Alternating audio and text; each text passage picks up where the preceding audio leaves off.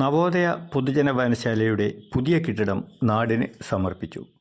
ശ്രീകണ്ഠപുരം വയക്കരയിൽ കുട്ടിയാൽമൂല നവോദയ പൊതുജന വായനശാലയുടെ പുതിയ കെട്ടിടമാണ് വർണ്ണാഭമായ ചടങ്ങുകളോടെ ഉദ്ഘാടനം ചെയ്യപ്പെട്ടത്.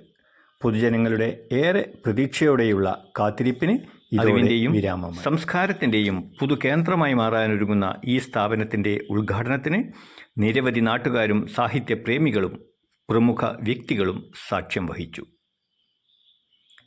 MV രാജേഷ് സ്വാഗതം പറഞ്ഞ ചടങ്ങിൽ ബഹുമാനപ്പെട്ട Sreekandapuram municipality chairperson Philomina teacher ഉദ്ഘാടന കർമ്മം നിർവഹിച്ചു. K. രാജീവൻ ചടങ്ങിൽ അധ്യക്ഷത വഹിച്ചു. ചടങ്ങിലെ മുഖ്യ അതിഥിയായ പ്രശസ്ത കലാകാരൻ ശിവദാസ് മട്ടന്നൂർ നയിച്ച ഗാനമേള സദസ്സിന് ഏറെ ആസ്വാദ്യകരമായി. കോരിച്ചെരിയുന്ന മഴയത്തും തടിച്ചുകൂടിയ ജനാവലിയെ പിടിച്ചു നിർത്താൻ അദ്ദേഹത്തിൻ്റെ ഹാസ്യ മ്യൂസിക്കൽ പ്രോഗ്രാമിന് കഴിഞ്ഞു.